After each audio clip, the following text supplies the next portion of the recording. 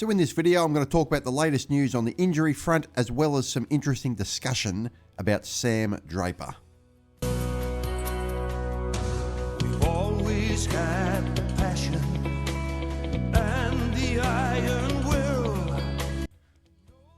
So as for the latest injury news, I usually post that every Tuesday to keep you guys up to date. There's not much to report this week. The players who are out for the season, obviously, are still out for the season. The 5 players who are not out for the season, at least not officially, Langford, Hobbs, Caldwell, Sardis and Ridley.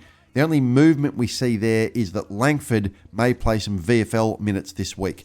Brad Scott announced that at his press conference. Now what that means, I would, and look, reading between the lines, I reckon that means playing a half, potentially. That shows you that he's, at least over his injury and just needs to get his match fitness up.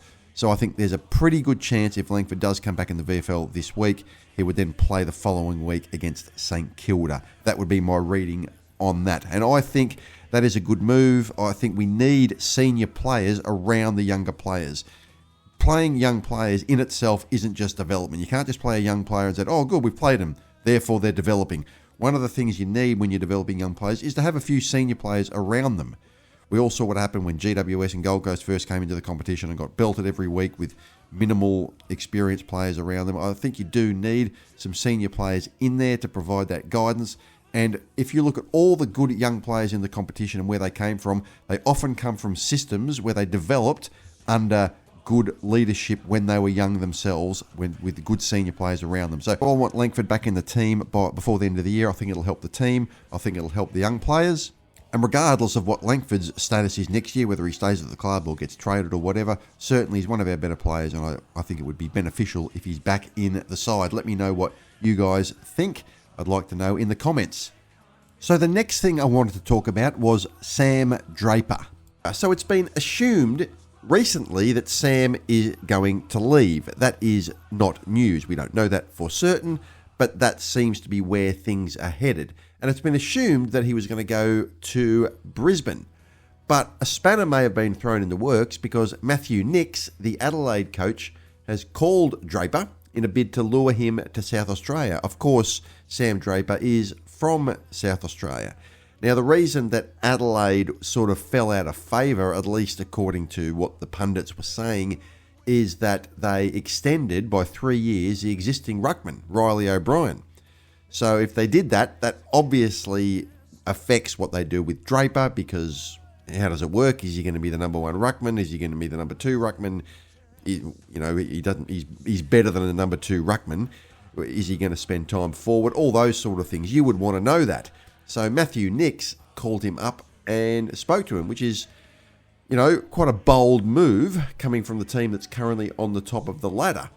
And Matthew Nicks would have spoken to him about the role that Draper would have at the Adelaide Crows.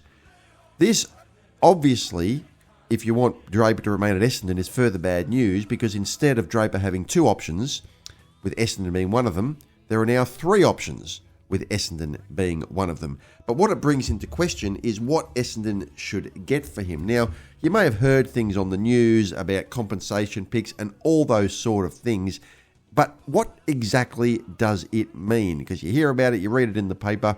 What exactly does it mean? Well, for starters, we're just going to assess how good Draper was in the first 5 weeks of the season, because admittedly it's a small sample size, but it's worth noting. Now, there's been 651 players play in the AFL this year. Of the 651, Essendon has 3 of them in the top 40. We've got Merritt, 27th ranked player this year. Durham as the 35th ranked player this year. That actually wouldn't surprise too many people.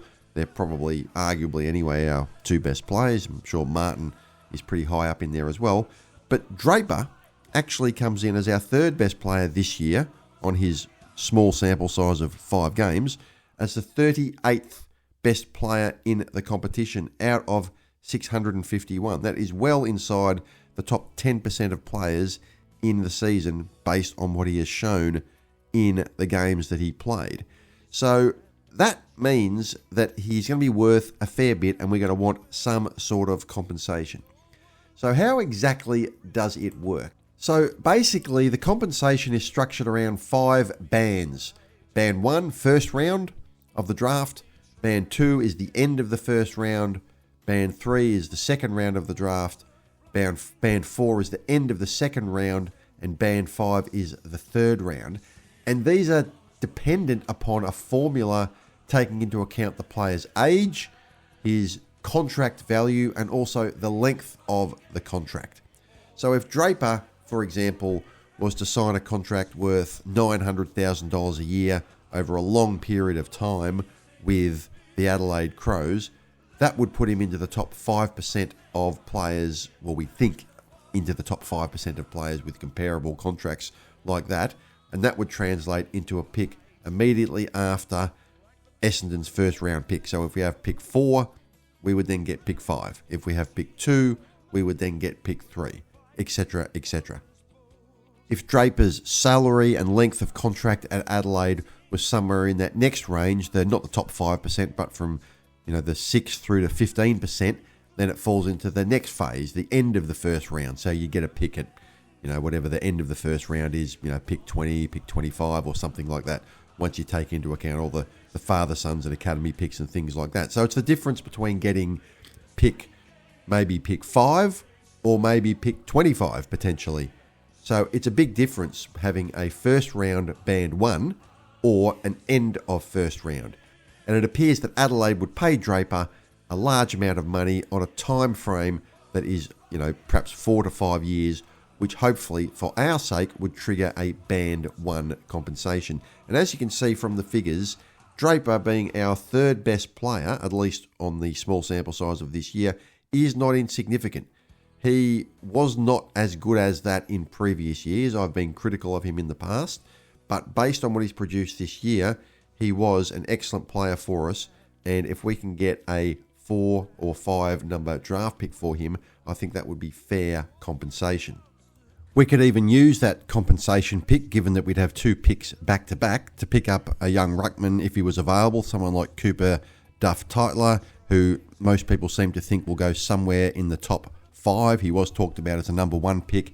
Most other draft predictions have him sort of, 2, 3, 4, somewhere around there. I'm actually not in favour of doing that. I don't think you should pick ruckman at all with a top 10 draft pick. I think ruckmen need to grow into their bodies, and there's always a risk that they'll never be quite as good as what their domination at junior level shows. You might remember the Matthew Cruiser Cup when Essendon played Carlton in 2006, and whoever lost the game was probably going to finish last and be able to pick Matthew Cruiser, who everyone was, said was going to be the next big thing. Well, he had a pretty good career, Matthew Cruiser, but did he ever reach the heights of the best player in the competition that you would expect the number 1 draft pick to reach? No, not even close. Josh Fraser from Collingwood, remember him? He was picked up by the Magpies when they got the wooden spoon in 1999. He was the next big thing, going to dominate the competition. He had a reasonable career, finished it at the Gold Coast. Did he ever reach the heights of being the best player in the competition? No, he didn't. So I'm actually not in favour of drafting a ruckman with an early pick like that. I think you should go for midfielders generally and use the SSP selections or or later picks to find ruckman. I just think that's the way you should do it. This is my opinion. If you disagree with that, let me know in the comments, but that's just the way I think it should be done. As for Draper, I think he's genuinely torn here. I think he loves Essendon, he does, and I think he wants to stay. I think he likes the people at the club. He's idolised by the young fan base that we have, and he's a bit of a barometer for us, and he is loved by the fans. The kids love him, and I think he feels that, and I think he's genuinely torn. And I feel a bit for him here, because he would also be aware that Essendon's struggling on the field at the moment, and he's got an opportunity to go to one of the 2 premiership favourites, the team who's currently on top of the ladder, Adelaide, and the team that's currently second premiership favourite, Brisbane. I mean, what would you do if you're in that situation? Imagine if you're at a club, you love the club that you're at, they're not very good at the moment, the people at that club like you, the fans love you, but you've got an opportunity to play in a premiership maybe the very next year, potentially, and be in a good team for 4 or 5 years. It's a very, very tough decision to make. I don't think he wants to leave, but I think he probably will leave. I think he'll probably make a career choice rather than a choice that his heart is telling him. I think he's going to think with his head and not his heart. I think his heart is telling him to stay with Essendon, and I think his head is telling him to go to either Adelaide or Brisbane. So I don't envy him. I don't blame him. Like, you got to put yourself in the situation of these players. What would you do? And it is a tough situation. And yeah, that's what I think. What do you guys think? I think he wants to stay, but probably won't. I just think he's going to think with his head, not his heart. And I can't blame him if he does that. So let me know what you guys think. If you like this channel, by the way, please hit the like and subscribe button. It helps the YouTube algorithm, and it doesn't cost any money, and it only takes 1 second to do so. So if you could subscribe to the channel, I would really appreciate it. All right, I'm going to leave it there. I hope you guys enjoyed this video. Have a great day, everybody. And as always, go Bombers.